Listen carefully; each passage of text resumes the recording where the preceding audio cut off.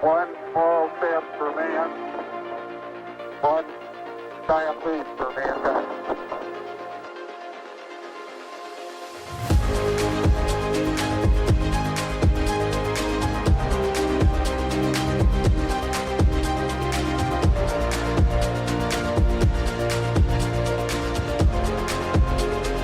Good morning, I-5 community, and welcome to our latest STRAT Talk. As a reminder, you can watch our series of guest speakers recorded and posted to the I-5 YouTube channel with questions submitted from you on the I-5 Slack. My name is Cadet Kylan Smith, and we have Cadet Cogdill from University of Arkansas with us as well. And I'm joined by members of my Joseph P. Allen Squadron here at Yale University at Frosty Detachment 9. Today, we are incredibly honored to welcome Brigadier General Raja Chari to the series. And to give a brief introduction, Brigadier General Chari is an American test pilot and active NASA astronaut. He graduated from the United States Air Force Academy, attended graduate school at the Massachusetts Institute of Technology. He attended U.S. Navy Test Pilot School to become a developmental test pilot, and now has over 2,000 flying hours. He is a current Brigadier General in the United States Air Force, and in addition to that background, he has been selected for multiple astronaut duties since 2017. To name just two, Brigadier General Chari was selected as part of the Artemis team, a group of astronauts to help pave the way for the next lunar missions, including sending the first woman and next man to walk on the lunar surface in 2024. And he also commanded SpaceX Crew-3. Thank you so much for being here, sir. We're glad to have you. Thanks very much. Yeah, happy to be here. Good. Well, I would love to kick off the discussion with first just a little bit about your background, first steps of your career, and then your perspective on how your career has progressed till now. I gave a little overview, but we'd love to hear it from your side.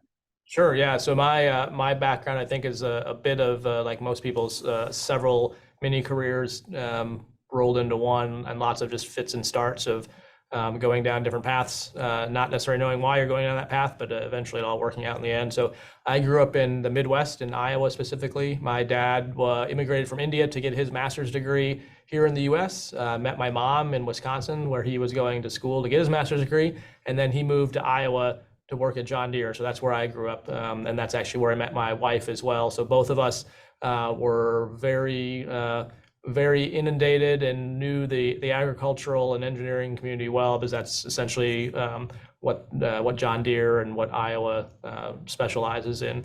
From there, like you mentioned, I went to the Air Force Academy. I actually had a point in my high school career where I was looking at a few different options. One of them actually was to maybe even go into be like a professional music performer. I went to a very different route to the Air Force Academy. For better or for worse, it actually, I guess it turned out okay. But I also, I guess, maybe could have been on a path talking to maybe from an orchestra or something at some point. But regardless, decided to do astronautical engineering at the Air Force Academy. Also one of those, just, I guess, all these little decisions in life that take you different ways. The decision between aeronautics and astronautics, it really came down to, for me personally at least, when we had essentially career night or majors night at the academy. For me, the idea of something that was new, and aeronautics is obviously a very cool and rewarding profession. Astronautics seemed like they just had a lot more unknowns, more room for exploration, growth. So I decided to do that. From there, went to MIT, like you mentioned. Also, then had sort of another decision point in my life, because I really liked engineering. And so while I was at MIT, I actually vacillated back and forth, like, should I even go to pilot training, or should I just skip that altogether? I'd gone to the Air Force Academy with the intention of wanting to fly, but sort of didn't realize how much I would like engineering. And really, for me, it came down to and most of my career, I've tried to make decisions based on not closing doors and keeping them open as long as possible. So honestly, in my case, it was, I could always go to be an engineer regardless of age, but there was an age limit on pilot training. And so I elected to stay that course, and then wound up being very happy I made that decision, because I was eventually able to combine both those careers. After MIT, I flew operationally in the Strike Eagle, the F-15E, So I did that at Elmendorf, which is in Alaska, which is now converted to F-22s. And then the Strike Eagles that were there consolidated to Mountain Home.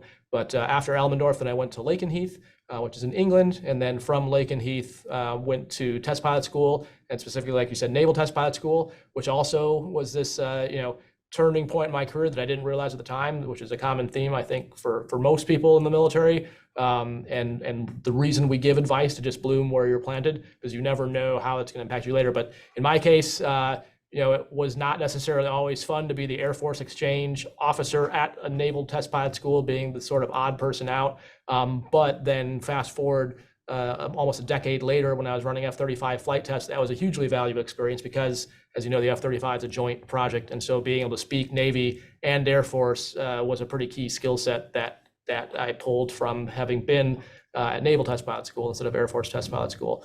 After that, I did test flying in the F-15, all versions of that down at Eglin Air Force Base.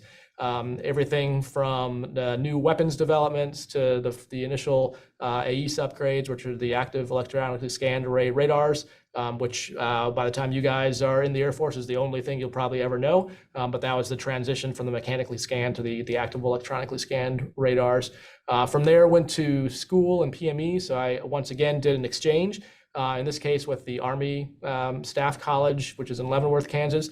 And in that case, again, I think even though you're out of your comfort zone, or I was out of my comfort zone working with Army officers, it turned out to be super rewarding to understand how the Army, really approaches problems and addresses problems. And at least at the time, the current conflict then was the Long War in OIF, OEF. And so understanding the supported customer. So the Air Force was oftentimes the supporting force, with the Army as a supported force on the ground.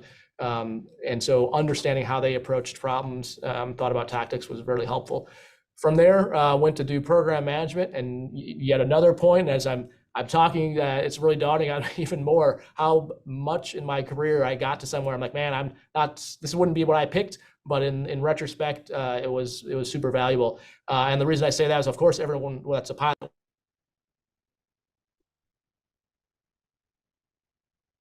Sorry, I think must have been accidental mute. Could you unmute? Good? Good. Can you still hear me? Yeah. Oh, that's okay. I thought maybe my answer was getting too long, so I'll wrap. No.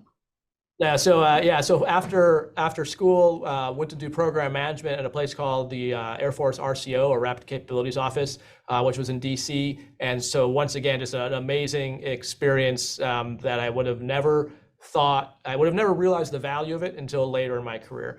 Most people who are flying want to keep flying, but we, the Air Force, very intentionally realized that you have to go get broadened and do other things. And that again came back to be very valuable later. So after working on basically learning program management and acquisition, I went on to Edwards Air Force Base and ran F-35 flight test. And so at Edwards, we had responsibility for the flight envelope, or what we call basically anything to do with the envelope of the F-35A, and then the mission system side, which is basically the avionics, the sensors, the warfighting capability for the F-35A, B, and C. And so the mission systems is the same across all three variants, and obviously the flying qualities and handling qualities are a little different amongst the variants. And so Pax River, which is where Naval Test Pilot School is at, does the flight envelopes and dynamics for the B and C.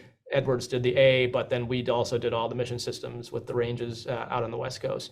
And again, so I think the two things that sort of culminated that I didn't expect when I was doing them was the benefit of having gone to Naval Test Pilot School, the benefit of having done program management, were both really two critical things doing F-35 flight test. Because you guys are probably familiar, if you're familiar with Air Force history and that program, it was a behemoth of a program that had ups and downs. And so being able to understand the acquisition side of that, the joint service side of that, I was blessed to have had some of those skills coming into that job. From there, came to NASA. So I was actually en route to go to school again when I got picked to go to NASA. Started in 2017. We do about 2 years of, we call it ASCAN, or Astronaut Candidate training, but it's like it's like basic training, but no one's yelling at you. They are geared towards wanting you to succeed. And then from there, we do most of our jobs in the office is not flying in space. It's doing other, I equate them to staff jobs, but it's ground jobs, whether that's someone working in the scheduling shop, the person that's helping with ISS logistics. In my case, one of my jobs was helping with the joint test team for SpaceX and Boeing prior to in the commercial crew program. Right now, as you kind of alluded to, I work with the Artemis development program. So I work with what's called HLS, or the Human Landing System. So all of us are sort of potted into these different programs, jobs, offices around Johnson Space Center or around the agency. Pretty much anything having to do with human spaceflight, there's some astronaut somewhat involved with that effort to sort of provide the ops perspective and the crew's perspective. Along the way, I mentioned my wife and I both grew up in Iowa, so we actually met there. We went to different colleges, but wound up getting married while I was in grad school. And then she continued to move. She's an attorney for the Department of Veterans Affairs currently, but at the time and earlier in my career, every time we moved, she would have to rebar in each state. So a high workload for spouses, which is still the story for DoD today, and really who bears the brunt of a lot of the load that the DoD members take on. We have 3 kids. They were born as we started going to Eglin Air Force Base and to the RCO in DC. And so right now we're in Houston, and so 90% of the astronauts' time is in Houston at Johnson Space Center, and then the other 10% is at other centers and training locations. But as best we can, we try to consolidate most of the training here in one place. And so that's sort of the expectation, is that you basically continue to train, fly, live, work here, and then go out on TDYs as needed for your job. But that is my background in a nutshell, and hopefully that pots some questions for you guys. Thank you. Definitely. Sorry. We've got 2 different cameras going on. I appreciate your response. I hope our cadets here have a better understanding of your path and are inspired for some questions later. But to start off with some more questions from perhaps the general I-5 community, we have a question from Cadet Mahari of Det 425, and he asks, you mentioned that you went to the Astronaut Candidate School, but he's asking about the timeline between pilot training and astronaut, if there's any education or training during that time specifically that provided transferable skills that you perhaps used from being a test pilot to being an astronaut. If you could think about any of the specific skills that were able to be used in both sides of the career. Sure, I'd say pretty much every skill that I learned was somehow transferable in some way. In terms of the timeline, so I finished, and so I should also back up and say that there's no requirement to be a test pilot or a pilot to apply to be a NASA astronaut. You could look on the nasa.gov website at the bios and do the actual math, but I wag off the top of my head is there like 40-ish, some of us, mid 40s number of astronauts, and probably a quarter of those are pilots. So definitely not a majority, test pilots. So that is not a prerequisite. Really the prerequisite is, do you have some kind of operational risk experience, and you have a strong academic background.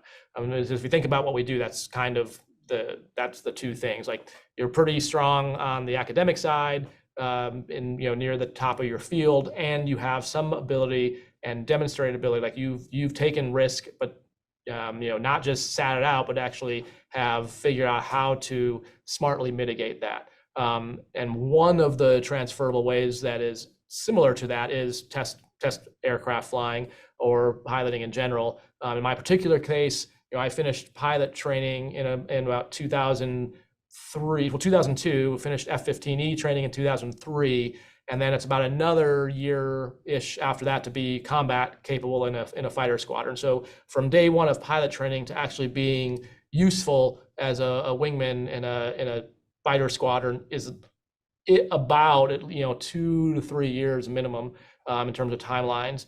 And then in terms of the timeline to apply for test pilot school, the current requirement is 750 hours, which varies, but that's in terms of how long that takes you to get there, but about 2 tours of operational flying to get to that level. And then test pilot school is about a year. And then really test pilot school is very similar to, like, in concept, to undergraduate pilot training. The reason we call it undergraduate pilot training is just having done pilot training doesn't actually make you a useful pilot. It's just giving you kind of the skill set to now go learn on the job. And test pilot school is very similar. Being a test pilot school graduate doesn't mean you can, like, come off and day one after graduation actually go do a test sortie. It's just giving you the sort of undergraduate basic skill set to now go to a test unit and learn to do acquisition. So I would say about a year after test pilot school is kind of when you are really hitting your stride of, okay, you understand the acquisition piece and the documentation piece and all the other things that go along with acquisition that test pilot school is designed to develop. And so to your question on timeline, if I just did the math from when I started pilot training to when I had that experience, it would have been from 01 to 2012. So 2001 to 2009. So about 8 years, 8 to 10 years, depending on how much experience you'd want, before I would say I could take someone, if that's the goal, is to have a test pilot apply.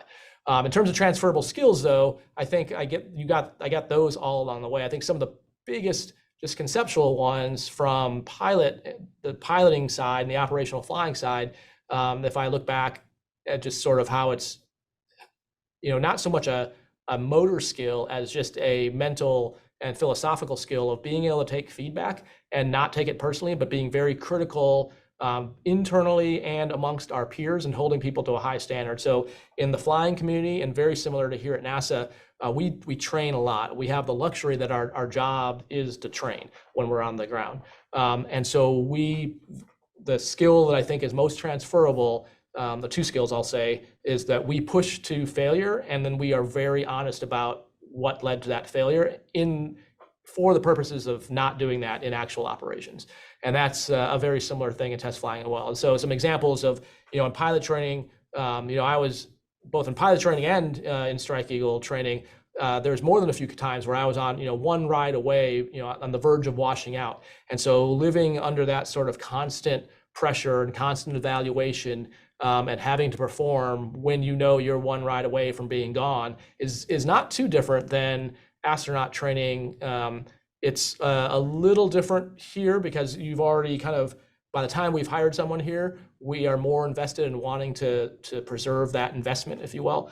So we're not going to probably just wash someone out after one bad day, but having to perform under pressure is definitely something that is a transferable skill.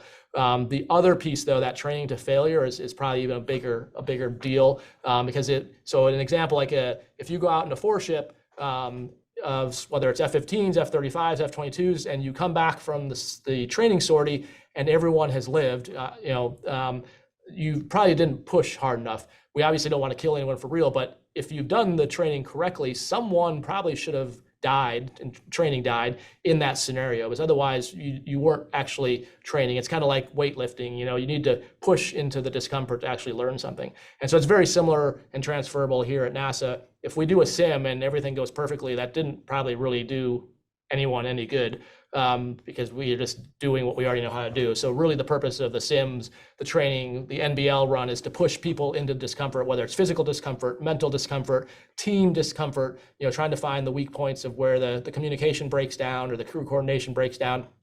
You really have to push on all those different pieces and find the weak points to be able to then tweak those and fix them so you don't have those come to light on orbit or on mission. And very similar transferable skill set from the test world to the spaceflight world. So in the test world, we're always thinking about, yes, this is how it's supposed to work, but I don't trust it. I don't how could this go wrong? At NASA, they use the term next worst failure. So we're always thinking about, okay, if this breaks, then what path does that take me down?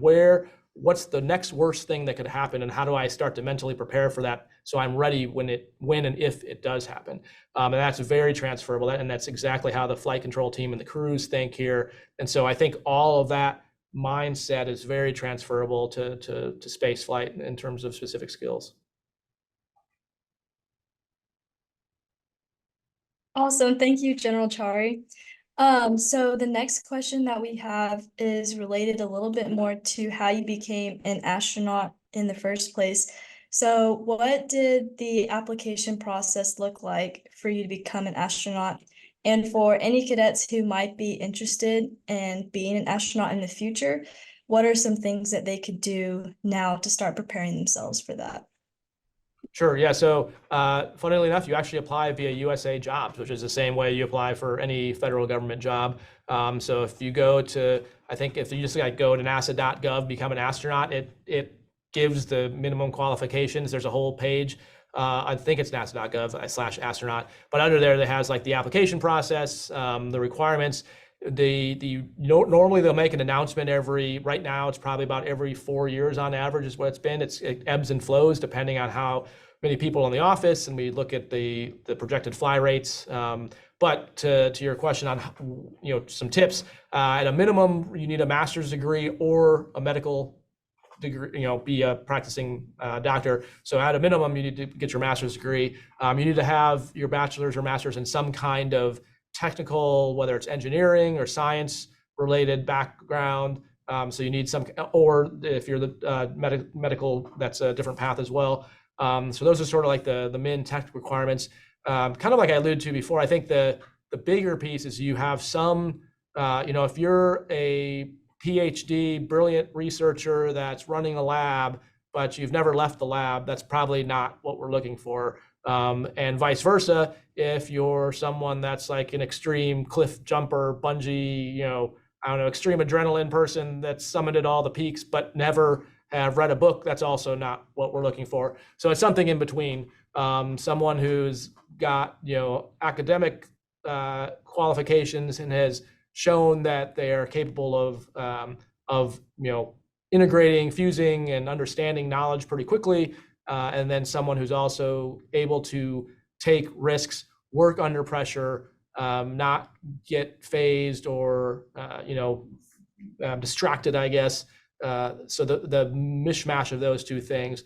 What I would definitely not do is go out and read our bios and try to mimic anyone or to try to do some kind of statistical, because we do see this a lot in the years, like, because you can easily go out with only 40 of us and be like, okay, well, 23% of them have spent time in Antarctica, so I should go spend time in Antarctica, and basically try to create a checklist of things that if you do those things, you'll become an astronaut. Because I guarantee you that's not what we are not doing that when we look at selections. There is no like one thing that makes you less or more likely. I will say, a lot of people have done some kind of private flying if they're not pilots on their own. Again, that's not required, but it's a useful analog skill, similar for like scuba diving. Some people have done that. So, but all of those are also in that same vein of some operational thing where there's actual personal risk involved. You have to make decisions. So it's not so much about the activity. It's just that those activities happen to be things that do that. Mountain climbing is one. So again, I think if you look at our bios, I would look at it from the standpoint of like, oh, like this is an interesting thing that I'm interested in. I'll go do that. Not I'm going to do that just for the sake of applying. But yeah, that'd be my advice is if you are doing career-wise what you're passionate about, then that will take care of itself in terms of being excellent at it, because you will just continue to thrive and do well. Like I said, the worst thing you can do is pick some major or topic or career because you think that will help you, because then you'll just be miserable driving to work and you'll do a really crappy job. And then on the outside work side, just finding things that you enjoy, whether it's camping or skydive, whatever it is, having some element that you enjoy doing, and that's also has some risk management. And sometimes those things are the same. Sometimes, and that's why the test pilot world, we were fortunate, like, oh, my job is actually the same thing as this operational risk piece, or like Johnny Cam is, like the special ops piece, like their job is also the same thing as taking risk and managing that. So if you look at the backgrounds in our office, sometimes the job and that risk taking are the same. Sometimes the job is augmented by some outside activity that's the risk taking and operational background. Fantastic. Thank you for sharing that advice. I wouldn't have thought to I guess, prepare yourself for the level of risk. And that's something that's considered on the application as well. But that's good to know, definitely for anyone interested in pursuing that career. We have one more question on more interpersonal skills required for becoming an astronaut, and then we'll transition to questions from students here joining live. But the question is from Cadet O at Detachment 750, and he asks, how have you approached networking and building meaningful connections both in college and in your career that have helped you towards success? Man, good. Probably not well is the short answer. That was, to be totally blunt, it's for me not always been a strong suit. Whether for good or for bad, I have not really done, I have not intentionally, I will say, done a lot of networking. It's happened unintentionally, I think, a lot, just as within the Air Force and within the DoD generally, just the nature of you moving around, you just kind of unintentionally create a lot of those networks. So I would say that's one of the really cool things about the DoD versus like a corporate model where you're intentionally being moved every 24 to 36 months. There's definitely the cons of that on your family. It's an emotional event for you each time you have to pick up and move. Just about the time you think you understand a job, you get transported somewhere else. But it does build a wide spectrum of understanding of what the service does, the different locations, and to your question, really the networking that just sort of happens even if you're not good at doing it yourself. And so in my case, I can think about, I have connections, if you will, or very strong links to people in the operational community from the time when I flew F-15s. Now that I'm saying it out loud and talking, I actually realize, I actually still have connections that I use now in this current job, because I did a fellowship at Draper Labs when I was at MIT, and Draper is one of the subcontractors that is helping with guidance and navigation on the lunar lander. So it's all kind of come full circle there, and having some tie back. I mentioned Naval Test Pilot School and Army Staff College. So in both those cases, very similar to what you guys are, doing. If you think about you're in ROTC right now, and then at some point you'll be doing, introductory PME and then mid-level PME, and every one of those places you're going to be doing that. It's essentially forced networking that kind of just happens without you even having to try.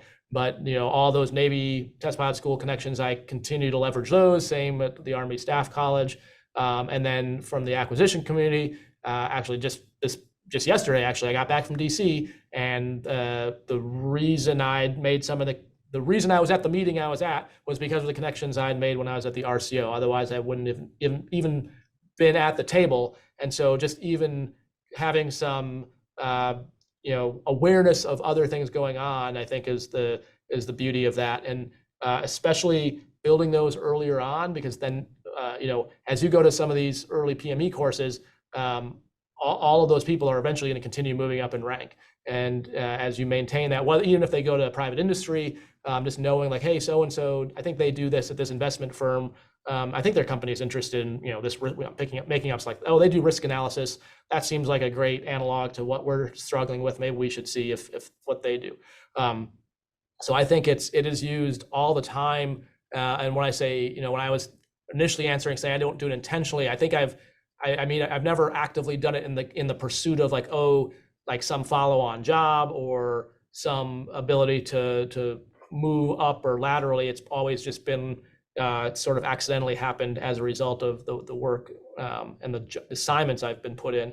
I'll say the one place I did intentionally and actively network in the search of solutions would be when I was a commander. So one of the unique things when you're in command is you obviously know your people very well, but two things happen. One is no one wants to tell their commander all the crazy things going on in their life, even though we're there to help. And so one of my blind spots was realizing I had to have sort of a backdoor network to find out like, okay, what's actually going on, and not for like punitive purposes, but just so I could help facilitate better and at least start the conversation. Like, hey, I know this is a struggle for you. What can I do to help? So that was one place I had to actively network. The second place was you get lonely sounds sad and depressing. It's not really lonely in command, but you're not necessarily one of the troops. But what you do have is a network of other commanders, and so it can be easy to. Depending on who you surround yourself with in your unit, it can be easy to have sycophants who like just tell you every idea you have is a great idea, and you can go down a really bad path. And so having other commanders that I intentionally network with, be like, hey, this is the problem I'm having. I'm thinking about doing this. Does this make sense to you? You get some more honest feedback as opposed to asking all your deputies, like, hey, does this sound like a good plan? And if you pick good deputies, you'll get an honest answer. But there is the chance that you have deputies who are just trying to please you and then say, yeah, it's a great idea, and you make a really bad implementation. So I think those are that is the time, I guess, in my life where I was very actively seeking out other connections, whereas up until then, it was mostly just sort of naturally happening. I think that's definitely good for us to hear as we prepare to become second lieutenants, knowing who to seek out advice from and where to get genuine feedback. I think and I think I'll add, you didn't ask, but I'll add, because along that vein, one of the, when you're talking about the peer networks and you guys coming up in rank together and really building some strong ties early on, the other thing I've realized over time, so I applied in 2013 to NASA, made it to the second round of interviews, didn't get picked, applied in 2017, which is the time I did get picked. But honestly, when I applied in 2017, I did it for two reasons. And I didn't think I was going to get picked, in all honesty, because I was post-command, I was 4 years older. I was sort of thinking they would move on. And so I applied, one, because in 2013, it was an amazing experience doing the interviews and meeting just phenomenal people from across the United States in completely different career fields than I had lived, like the little microcosm I was living in. And so I really did it, honestly. It was like, this would be, if I get picked for an interview, I could have that opportunity to meet people and actually network. And it wasn't a networking, that wasn't the goal. It was to meet, like, just to be awed by these by people with amazingly diverse backgrounds that really just wanted to serve their country. The second reason, and what made me think of it when you mentioned the second lieutenants, is that as I looked back, so between 2013 and 2017, when I thought about applying again in 2017, it dawned on me that when I looked back to the start of my career in the Air Force, I couldn't tell you on, like day 5 of UPT with a bunch of other second lieutenants and first lieutenants, like what the topic in class was that day, but I can definitely tell you who was in my class. I can tell you who I still hung out with. I can tell you about their spouses. I tell you about their families. And so I think in your case, if you think back to high school, you probably couldn't tell me on AP Bio week 3 in your junior year what you were learning about, whether it was meiosis or pick a biology topic, but you can probably tell me who your teacher was, or who your lab partner was, or who you worked with, or what some big project you guys had to come together with. And so it dawned on me that looking back at your career is really more about the people and the teams you work with, as opposed to the things you worked on. And so that was my other motivation to apply to NASA. It was, if I fast forward 20 years from now, when I'm looking back on my life, I really want to be part of an effort, an organization, a group where the things I remember are people-based, and that I'm surrounding myself with all good memories, if that makes sense. Future-proofing my I guess, looking backwards, that I know here it's such an amazing team that I can't imagine anything else other than good memories when I'm sitting in a nursing home sipping on smoothies someday, just in my chair all day long, thinking about, I had a pretty good life. So a little more philosophical than you wanted, but I guess just another reason to really connect as much as you can on the teams that you're on here, especially as you're starting your careers. That's fantastic. I'm definitely proud of the people here at our detachment, and excited to see where we all end up. So let's start with questions. We have about 10 minutes left, and hopefully we can take maybe 2 questions. So does anyone have one that they would want to share? And you can stand right between those tables. And introduce yourself. Good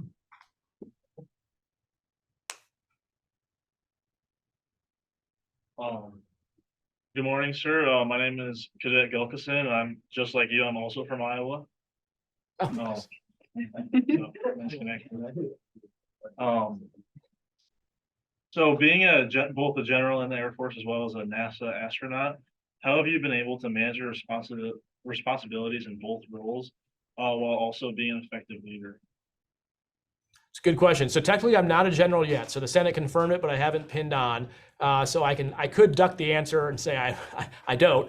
But the more honest answer is we're still trying to figure that out, actually. So it's actually a ongoing question. The short version is I will continue to be an astronaut and then a general officer. I think the role that I see that being useful for is clearly Space Force was created, semi recently, and the space domain is becoming a much bigger deal. I think, maybe 10 years ago, people were uncomfortable to even talk about space as a battle space domain, whereas now we fully acknowledge that is a domain and also a contested domain, hence why we have created Space Force.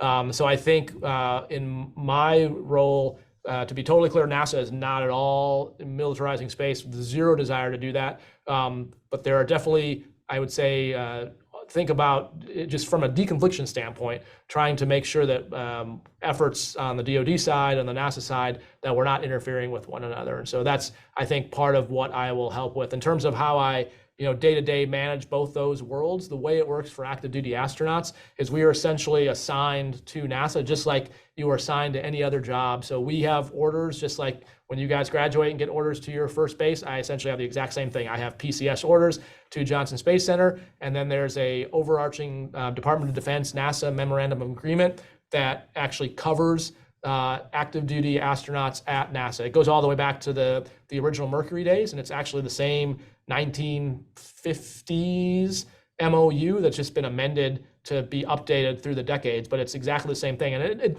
the gist of it is that NASA owns us and we work for NASA, and at the joint agreement of NASA and DoD, we can do other things, like we can rotate back through Air Force, Space Force, Army, Navy, Marines, if that's helpful to both, or we can be here and help with projects there. So that's kind of the world I live in. I'm physically here, and I work here, and I will fly here, but I also have responsibility for both airmen and guardians that are also at Johnson Space Center. So I'm the rater for some of those, just like I would be if I was a normal base, but it's a smaller footprint.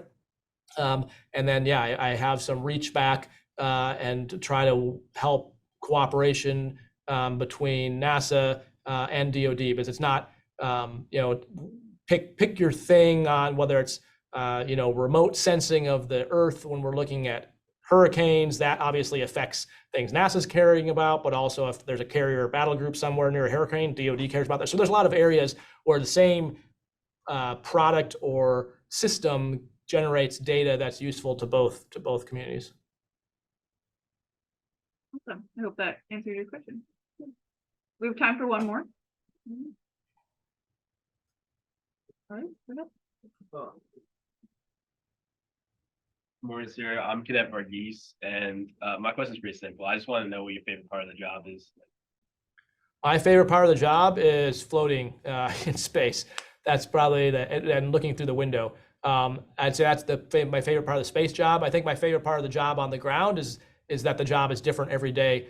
We joke that, but it's actually true, that we just go where Outlook tells me to go, but it's both confusing, but also I think it's the most fun part. So I could be like, right now I'm talking to you guys. This afternoon I'm flying a 238. Tomorrow morning I'll be sitting on a board for HLS. Maybe in the pool next Monday. So it's always something different. Actually, tomorrow I've got 2 hours of Russian as well. So it's like it keeps you constantly adapting and changing. So I like that. Some people, I think it drives crazy, but I think that's pretty fun to always be, always pushing a little bit in learning. I mean, getting paid to learn is a pretty sweet deal. You may not think that now in college. You may be done learning. I know I was done having my head filled. But I think as time has gone on, it's you realize what a blessing it is. Like if that's your job, is to train and learn. Awesome. Well, we really appreciate your time sharing your advice. If you have any last things that you want to share before we wrap up, you're more than welcome to. Sure, I would just encourage you guys to do what you enjoy. I think as I tell my own kids, this is kind of the time we talked about training to failure, but this is also the time to get to fail in leadership, in followership, in all the things that you'll have to do in the military later. This is a great opportunity to try different techniques and realize like that was a horrible idea or that really works for me. And I think so both for yourself learning that, and then also grace to the people around you to realize like this is training, this is learning. So what better time to sort of figure that out? Like as a simple example of the Air Force Academy, right? There's different methods of leadership. You can yell at people, you can insult people, you can inspire people, you can motivate. There's different ways to do it, and different ways work better for different people. I would probably discourage you showing up to the active duty Air Force and yelling at people, but it is a way. This not maybe the best way, but this is the time to sort of figure that out, and keep in mind you can learn just as much from bad leaders or bad examples as you can from good examples.